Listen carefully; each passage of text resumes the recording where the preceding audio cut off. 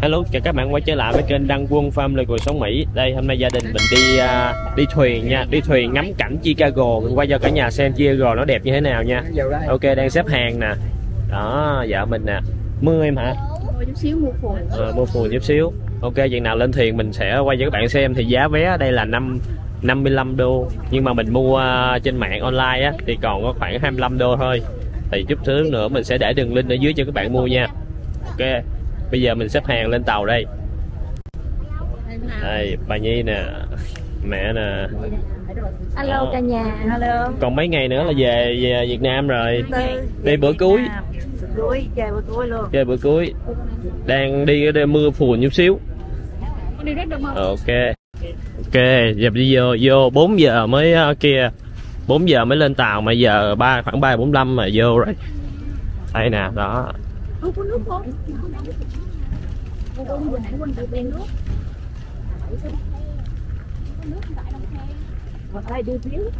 Đây nè.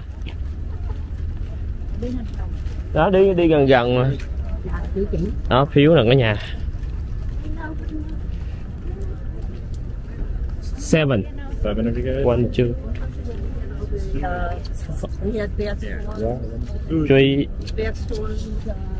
ok. Alright. Đây tàu nè. Đó, tàu này đẹp ha. Tàu này là có phòng ngủ ở trong luôn nè. Chơi đi cẩn thận nha mẹ. Ồ, ra tới hồ qua thấy nó mát liền hả ta. Ừ, được không?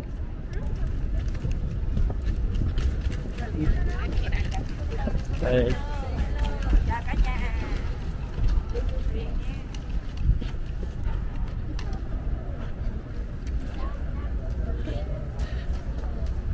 Ở trong đây nó cũng chứa mấy cái thuyền trong đây nè, nó đậu.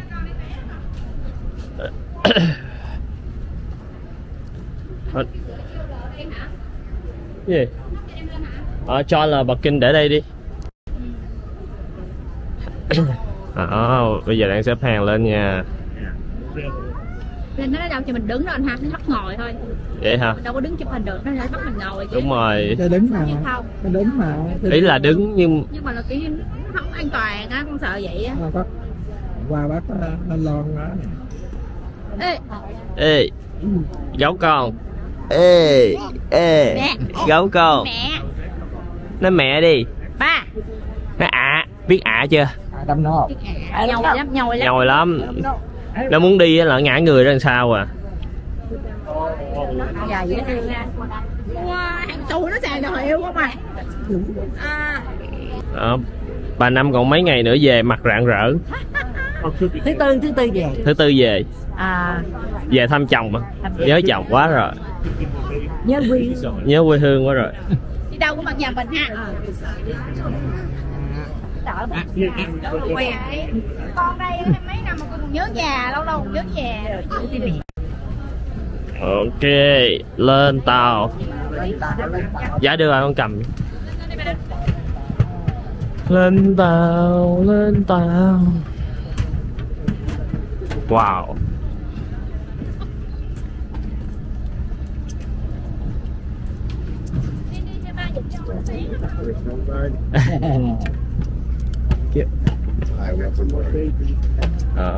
Này có khoảng mấy chục ghế nha cả nhà. Đó, chọn ngồi ở đâu đi, mình ngồi đi. Nắng mưa mà ghế nó ổn. Lát dưới đây được, lát cái mày à. Có chứ. Chắc phải có chứ. Đây, vô. Ngồi đâu? Trên chi? Ở đây hả? Ở đâu ngồi?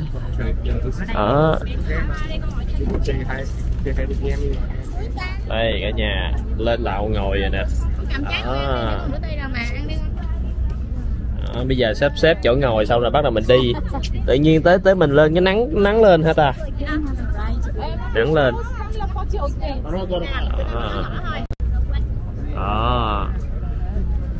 Nhà nè. Cái nón đâu ba? Đó, bên đây là chỗ này người ta dựng thuyền nè, Đó, bây giờ mình sẽ đi cái tour này là cái tour 90 phút 90 phút chạy vòng vòng thành phố Chicago. Thì chỗ nào có tòa nhà hoặc những cái đồ đẹp á là mình sẽ quay cho cả nhà xem. Cái ông áo trắng thuyền trưởng đó. Rồi tụi nó ăn gì hả con? Tụi nó ăn gì? Ăn chà là hả con? Chứ cứu mẹ con á chứ. Bà Năm nè, sang chảnh ghê không? Sang chảnh đồ. Sang chảnh. Nắng quá. Mưa là mua 3 cái dù. 15 đồng. Cái đồng 5 đồng mấy. Trả lại nãy chưa tới trại. Chứ sao? Lỡ mua rồi. Đi chơi mà. Đằng này nó ăn dữ ta. Đó, nó có mỏ à. Nhìn ngon lành. Mỏ nhìn ăn móm. Con cũng ăn nữa hả? Con không biết ăn nữa hả? Lần đầu tiên thấy con ăn luôn á. Việt Nam nó ăn rồi. Vậy hả? Tại đã đưa nó với bộ. Vậy hả? Khi nào ra con dao? Before we get away, there's a few things that I'd like to point out to you for your safety and convenience. This being a U.S. Coast Guard inspected vessel, she carries all required safety equipment aboard, including, of course, life jackets. Ông thuyền trưởng ông đang thông báo á, giống như an toàn cả nhà. Đi chơi.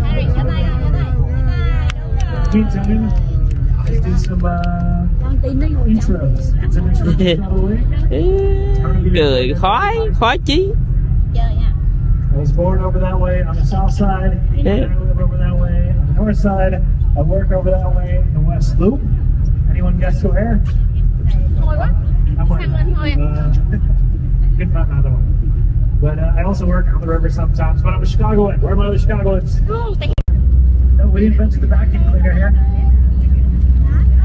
We also invented the remote control. Bây giờ bắt đầu khởi hành này cả nhà ơi. Và thấy không, cái nhà bên kia rồi kiến trúc cũ của nó mà thấy cũng tinh tế quá ha. Rồi nhìn cái cầu thang kìa em. Cái cầu thang đi từ trong mà ra ngoài kỳ ha. Nguy hiểm nhau hả? Thấy cái cầu thang thiết kế kỳ. Đó, đi nè cả nhà. Đi rồi nè. Wow, đảo quá ta. Sao em? Phiêu sao? I'm going to start talking about chạy chậm đâu, chạy nhanh đâu. Construction. We are building a lot down here. This is the người ta trên đường đi á, người ta sẽ chỉ ra cho mình á, tòa nhà này như thế nào, tòa nhà kia như thế nào. I wonder if they're confused as to why they just got cheered for. Who's walking out of our house? But the read here, this is going to be several different little buildings down here. We're adding a lot of housing units to this area. Mát vỗ tay. And we're going to bring in 3,600 housing units all together. What's awesome about Chicago map is we're going to add 3,600 houses. The prices will go up the entire time. I don't know how it works that way, but it does. Oh, another thing we're adding, I like a lot. See this little center area with all this public space, all this greenery and everything? But first off, how many of us have been to the Riverwalk downtown so far? What do we think about it? Thumbs up, thumbs down? Yeah, it's cool. We like it. We like the Riverwalk a lot. We actually want more of it. We want to bring the Riverwalk from downtown all the way south along the riverfront, all the way down to Chinatown, which is south of where we got off. We want to make our entire riverfront all publicly accessible with shops and bars and restaurants and everything like that. And the city says they want to do that within the next decade. Chicagoans, is that even remotely possible? No, absolutely not. 3 decades minimum. But it is eventually going to happen. There's a dog to our right. Có đường đi bộ rồi. Scottish Terrier, what do you call that? Cái này là ngoài thành phố, mình đi vô trong thành phố mà. All right, let's start talking about some buildings. That's the important part. We're here for it. Just to the right of the Chase Tower, you'll see this old brownish structure with the statue at the very top of it. That is the statue is of Ceres, cái cầu nè. goddess of the harvest. Cái cầu này lịch sử cũng lâu đời nè. Building in Chicago seems remarkably strange. Không ăn mà đưa nó cái gì? To our city's history. We built ourselves on grain and trains. We built a train system. We used that train system to move Cái farm. đó cái ban công á, cái nhà thấy cái ban công một. Official patron saint of the city. That statue series right up there. And Đao thao vô đường này. interestingly, there's no face on it. They didn't have a face to it, and that's not for any symbolic reasons or anything like that. They just didn't want to pay a sculptor to carve it. They didn't think Mát á, mát á. honest that you could tell. Gió mát à, gió mát. Đó, dây nào, seo chụp. They dropped that fun fact right in the middle of the first season. It's a good show. I like it. Second season actually gets better. We'll talk about that a little bit more later. So we'll be going through the neighborhood. Cái cầu này là ở trên là xe mấy cái xe máy á, xe ô tô người ta chạy á. Here, walk the ground. See this little facility with the blue windows? Gió mát quá, bạn thấy không? Tóc người ta là gió thổi à. Gió thổi nè. At night, because the electricity prices are cheaper, then it pumps ice water through all these buildings' cooling systems to cool it off. Wow, với nhà nè. These different locations, and it's just a giant network of water cooling. Cao, bê cao à. I think that's kind of cool. It's pretty neat. But past it, you have that tall black building right there. Actually, a very important structure. It was the tallest building in the world for 30 years, and it's still the tallest building here. Ồ, nhà này là cao tầng là 30 năm rồi. You're closely Sears. I'm proud of you. Technically, Wells Tower's not wrong, but it's also definitely. Đó, người ta đi bộ trên cầu đó, nha, thấy không? We don't like living in new names for stuff. Sears Tower comes up to all these varying heights. Đi bộ. Giờ leo lên đi bộ luôn. Building is supporting itself. All those different heights that it's coming up to are an example of what is called a bundled tube architecture system. Đó, xe người ta dưới, xe chạy đầu. That bundled tube system was inspired. Ở nhà là bóng nè. Bars and cigarettes out of bars. And Bruce Graham and Fazla Khan, the architect and engineer, Cái nhà nè. how they were going to build the tallest Cái này building. chắc Lão Kiến thường xuyên Bruce nè. Graham grabs a cigarette and snaps it in half. Pretty easy, right? Grab several, show how much stronger those were, much greater than some of their parts. Wow. That bundled tube system, that second school of Chicago architecture, ends up being a really great way to build very tall. So what you're seeing here is not just one tower. You're seeing 9 separate towers working in unison. Đó, thấy không? Cả nhà thấy em đứng chụp hình trên cầu luôn nè. But you'll see all those different heights. Structurally, it's its own tower supporting the weight of the towers around it. So it ends up being a really cool idea. And it's a lot of Thấy không? Người ta có chèo thuyền nữa nè. to hold it exponentially more weight than it should be able to. And that's how you're going to see any super tall structure in every building in that style. Gió thổi tóc vi vu. Protection, by the way, was built by St. Kirk, Skidmore, Owens, and Merrill in that same style. And second school Chicago architecture. Cái tàu kế bên. So basically, we're not the tallest building in the world anymore, or the blueprints one of the tallest. I think that's also pretty cool. And the reason that the second school of Chicago architecture, this is the first school already existed, was already very important. First school of Chicago architecture also starts here, actually about a block to the east, in the financial district. Tàu nè. Tàu này ta cũng đón người nè. Concrete structure on a steel frame. Taxi. So most early skyscrapers did that design. You set to scrape the sky at an unbelievable 9 stories. Not very impressive anymore. They stopped waving at us. I was gonna wave back. đi xem mình đâu để ý mấy cái thuyền này ha. Đi nhanh quá mà. Now we talk about bridges real quick. So we own a lot of bridges. You don't think about this when you come to Chicago, but we have the most movable bridges of any city in the world. We have bridges constantly. 90 phút mới hoàn về lận á.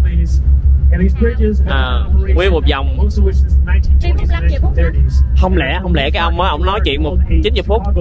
Or a trunnion bascule bridge. Không có dọc đi đâu ai nói dọc về. Tại nó đi một vòng mà đâu có vòng về đâu, nó đi vòng cái kia luôn. Gió bắt đầu lạnh rồi đó.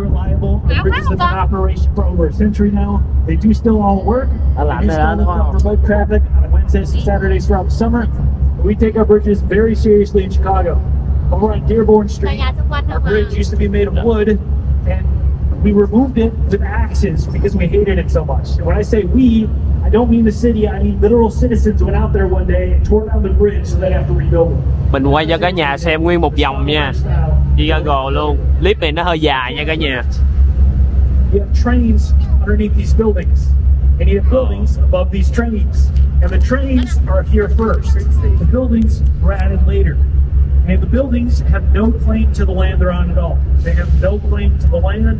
They're paying rent on air, what is called air rights. They're renting out. Cái tòa nhà kia đẹp kìa em. Nó đổ rêu nguyên cái khúc đó luôn. Có cái rêu đẹp ha. you have different support systems on these buildings. You have to operate train yards in your basements, right? So you'll see this one to our left, to North Riverside, is going to be offset. Most of the weight is distributed away from the river, away from those trains. And so most of the weight back that way. This, by the way, if you ever heard the term Chicago Sphinx, this is what isn't a very popular term. It doesn't make that much sense. You gotta use your imagination. A little bit too much here. But you can see you're just offset most of the weight away from the trains. Then you're gonna see a different, much more interesting strategy. One building past it. See that blue building with the metallic trapezoids up here? Cái nhà này thiết kế nè. When was the last time you heard the word trapezoid? Yeah, like 6th grade geometry. You thought it'd come up a lot more. It doesn't. But that trapezoid system is something called a reverse truss. It's a very strong shape, and it is holding up the weight of the building from the roof. This whole side of the building is suspended from the air. It's not putting weight on the ground, it's putting weight towards the sky.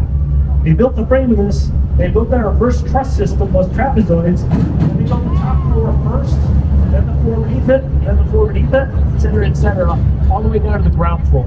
Cái So nhà the last floor to go in was the ground floor, and this is built upside down. It was structurally constructed upside down, and it is structurally upside down. That's cool, right? And it's also got this clock tower on the Boeing building, which is the 3rd tallest in the United States. All right, we're good at pretending to care about stuff. Good to know. I don't think we actually care about that one. Wow, cái nhà này cái nhà này lạ nè, cái phần này nó chúi nhọn xuống. Đây người ta thường thường là cái đít là nó bự ở trên nhọn, mà ở đây ở trên nó bự, ở dưới nó nhọn xuống. Pretty popular. It doesn't have a name. It's just 150 North Riverside. You can see it's got a razor thin foundation, much larger at the top. Wow. We're going to talk about the Starbucks nè. which are Starbucks vô đây mua rồi xuống đây uống cà phê đồ. Chụp hình ok ha. Appreciate it. We're going to talk about a few legal things. Kind of tie that back into this. Thích mấy cái nhà mà rêu rêu giống vậy nè. Đã. Quán ăn ở ngoài hồ luôn rồi. To our right, give evidence. Hello. And this red brick building here. This originally nhà hàng dễ thương ghê. Tavern. The Sauganosh is notable because that is where Chicago signed its charter to become a city. So Chicago was born right there. It was born at a bar. And it'll make sense the more you hear about Chicago. It totally makes sense. But the Sauganosh Tavern was named after a local Native American by the name of Sauganosh. Sauganosh later settled in the city and changed his name to Caldwell, which is very different. That's where you get Caldwell and things like that. A lot of places named after it. And now we're going to head up to the North Branch. Thành phố Chicago nè, bự không? Come back down to the main branch. This is the main branch over here. Ahead of us is the North Branch, and we might get slowed down by the boat ahead of us. But we're going to head up to the North Branch. And while we're on the North Branch, we're going to talk a little bit more about history and how this area has changed and how it is currently changing. And the city, even though it's useless, cái cầu này nè, nó mở lên nè, đó tới giờ nó hạ xuống. 1 minute per year. And the railroad company, they drive a truck across it to prove that it's still in use, and they get to maintain the land use rights, and they don't have to lose that yet. So 1 minute per year, we're just doing a stage show where this gets to be a bridge. Giờ nó hết mỡ nữa rồi, nó cũ ghê không? You see that a lot. It's actually a very common thing. Wow. Cái này mà nó hạ xuống biết sao trời. Không hạ đâu.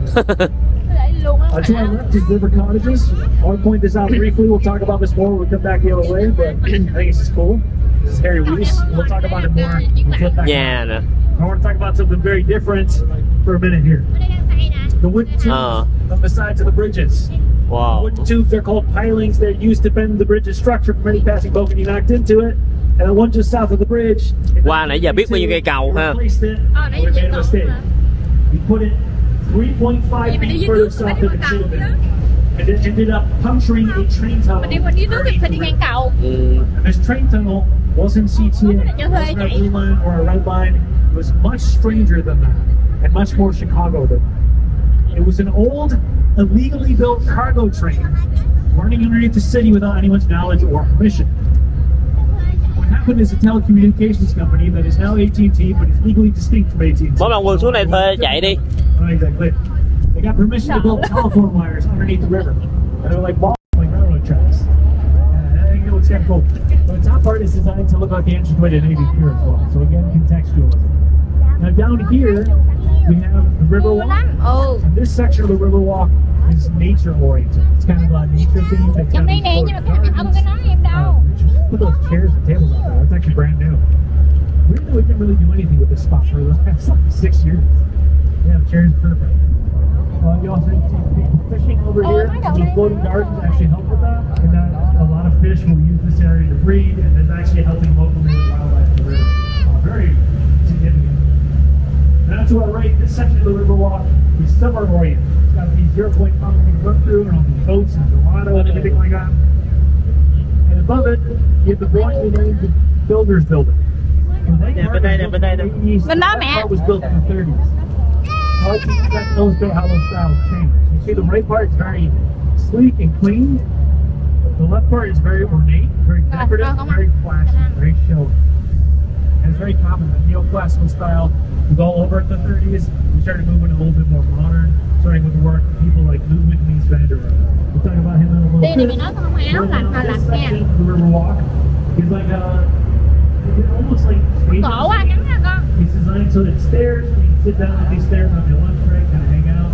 And if you see that ramp in the middle, we kind of wove a wheelchair ramp through the middle. Ở đây cái chỗ này giống chỗ không phải chỗ Apple. Không có đi ngang cái đường đó. We got this blue building. We're now getting about halfway up. That is 111 Wacker. That was originally going to be a chọc trời. Nhà đây là nhập chọc trời.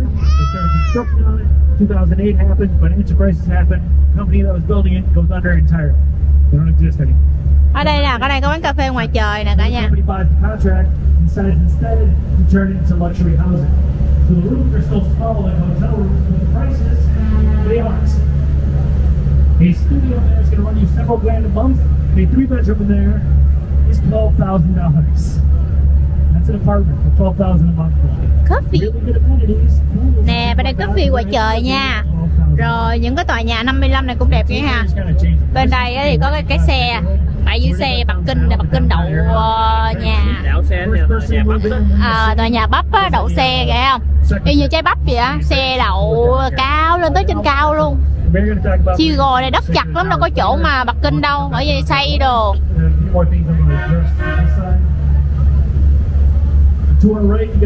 Nè qua đây cận hơn nè, đó, xe để nhóc luôn. Thấy chưa? Mấy cái đít xe lòi ra nè, đó. Cái này lỡ hố mà đạp ra cái là ve xuống sông luôn có chồng ha. Ve đít á mà ve hố với xuống sông luôn á. Bơm em. Có chứ. Đây đây, những người dân người ta quay kayak á. Thuyền đâu đó. Gold em, tòa nhà đó bằng vàng. Tòa nhà bằng vàng nè, đẹp chưa? The first fully colored skyscraper built in the United States was built by the Burnham brothers. Burnham brothers did notably to the sons of Daniel Burnham. Daniel Burnham has been the lead architect of the 1893 World Fair. Mình đi ban đêm nó đẹp hơn, nó đẹp lắm. Còn kia chắc là đẹp nè nè. With that color scheme, so we look at the campaign as their way to protest prohibition. Đẹp không? Đó. Prohibition in Chicago, but it didn't go great. For example, on our right, you got the Jewelers Building. Chắc nó có chút xíu thôi hả? Mà vàng. That top dome used to be a speakeasy in a legal bar called the Stratosphere Lounge, right up there. London House. And if you wanted to get something like that shut down during Prohibition, I would say 2 words. Ở đây chắc cả chục cây cầu á. Cái quán cà phê restaurant ngoài trời nữa nè. Restaurant outside không? Hiện tại là đồng hồ đang chỉ là 4 giờ 40 rồi đó cả nhà. 4 giờ 40. Quán cà phê ngoài trời đây, dễ thương ha. Trên đây ly cà phê chắc cũng mắc. Anytime you film Batman, he becomes Gotham. We're very proud of that, even though I'm not sure if we should be. Thinking about that, it feels like something that we can't. Thiết kế đẹp không? Thiết kế mấy cái hoa văn này đẹp không? Giống như là Ả Rập xíu. Ở đây có cái eo nè, cái eo đi lên nè. Now we're gonna head under the lowest bridge on our tour, the Michigan Avenue DuSable Bridge ahead of us. Đổi lên mà áo. Anh đợi cho một tủ đi nó bệnh á. He had a trading post just Gió vô north đầu of the bridge, quá. and he was kind of the origin point of Chicago. Đó, cái này là chỗ mà mình hay đi đó, nó để đó. Nào đào thao dung mạch nè. Chùm đâu đây nè. Giờ mình đi, mình bữa mình đi mình chụm đây nè. Chùm nè cả nhà. Chùm sau lưng mình nè, mình chạy qua rồi nãy mình không thấy. Đó là hôm bữa mình đi bộ ngay đây nè, mình đi bộ cái đường này nè. Qua tòa nhà chụp rồi đó. Chụp nè. Kéo lại không phải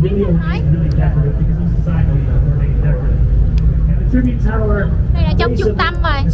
Có Apple bên đây nè mẹ. Bên đây Apple nè. Đi Apple đây rồi. Has anyone taken a walk around the Tribune yet? Đây là tòa nhà Apple nè. Tòa nhà Apple. At the base of the Tribune Tower, we have bricks from all over the world and at the bottom of it. From places like the Taj Mahal, Great Wall of China, Roman Colosseum, vô đào thao rồi. hundreds of bricks. Then in the base of that building, taking it slow, walking tour of history with flags next to them saying where and when they're from. Mẹ đi bộ lên đây nổi không? Mình để xe trong kia xa lắm. Stolen by reporters, what they call the write a piece, take a piece program. You write a story, your foreign correspondents to write a story where nobody is looking, you take some of the story home. Hello em bé ơi, em bé ăn cái miệng vàng khè. Bệnh tối giờ là hăng hăng. Bây giờ đây thì nóng. Too aggressive. Over here on our left, we have NBC Tower Chicago. So this is took like 30 Rockefeller Place in New York. Con có lạnh hả? Bánh nè. This is the scaled back version of it. So this is bánh khác, bánh gì nữa, làm gì còn bánh nào nữa. Art Deco being that 1920 style for anyone in my age. Vậy là mình chưa được nửa đường. It's kind of what they went with there. And this is technically something we would call Art Deco Echo. It's not quite Art Deco, it's of that kind of design to it though. But it's Adrian Smith's homage to that era. We wanted to show off what's cool about it. And ended up giving it a very unique vibe. I like this one a lot. That's why we would have filmed a lot of daytime stuff as well. Like Steve Harvey's show, Wiki Lake. Anyone remembers that? Ăn cái bánh bông lan của em không nè, em có cái bánh bông lan nè. Ăn cái bánh của em không? With the Sheridan Hotel. Bánh của em không? The seats coming up on the left hand side of us. And in the middle, we love it. Đây là tòa nhà, thiết kế này cũng dễ thương ghê nè. Trời ơi, cao ghê ha. Từ cao xuống thấp, đó, thấy chưa? It up off the ground in the middle. Pedestrian traffic can go through that building. You can just walk underneath it, doesn't interrupt the flow of it. There's a lot of interesting stuff to it. Mark's listed on the top left. Yep. But left one's got the shape to it. But right now I want to talk about something very different. This roadway to our right. Ôi cái này nó làm gì mắc cười nè nè, cái tròn tròn nè. Tròn tròn thấy bánh như này, Quân. Tròn tròn thấy bánh như này thấy không? Bong bóng kìa. Dễ thương không? Chỗ đó trò chơi đó. Đây.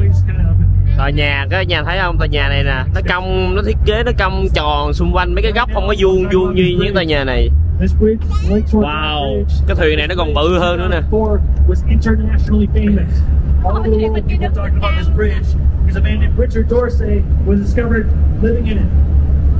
Navy Pier kìa.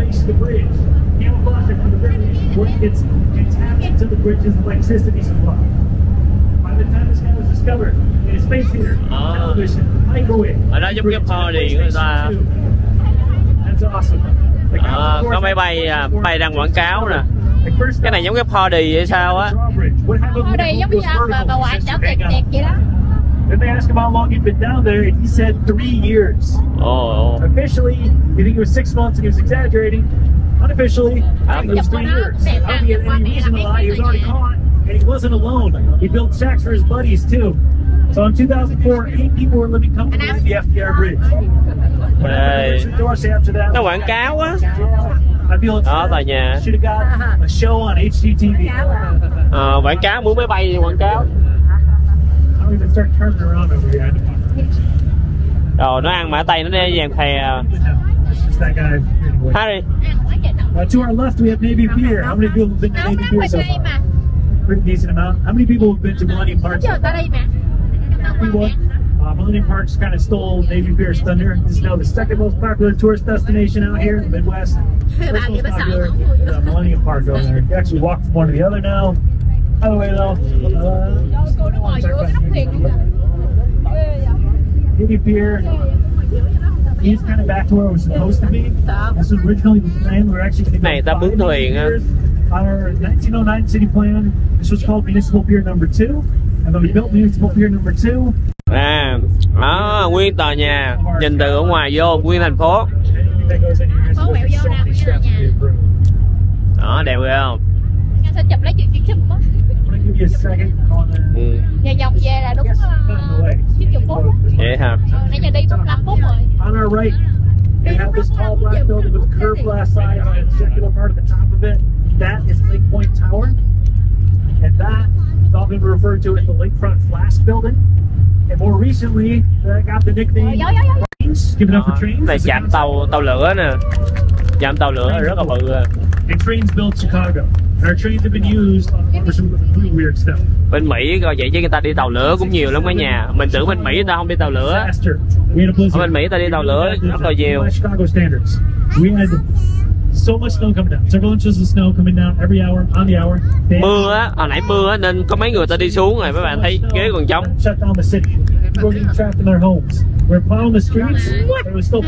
Đây nè, cái cầu này là hồi đó đó là người ta dựng lên, đó người ta sẽ bắt xuống mà bây giờ người ta không sử dụng nữa. Đó, bây giờ nó thành một cục sắt gì. Đó, nó sẽ nối vô bên đây nè, thành một con đường mà giờ ta hết xài rồi. Mà ghê không, làm hoành tráng ghê không. Sắt dày không. How deep is the Chicago River? Fluctuates, but roughly around like 30. You said the kid asked a question. It's a work on one. All right, well, let's start talking about the next thing. I was going to talk about that. Over here on our left, we're coming up into the Chinatown area. Specifically, we're going to see most of cả nhà thấy Diego thế nào. Đó, bây giờ mình sẽ vòng về nha. Mình sẽ vòng về. Bây giờ mình kết thúc video tại đây nha. Cảm ơn các bạn nhà đã xem video của mình. Bye bye và chào tạm biệt.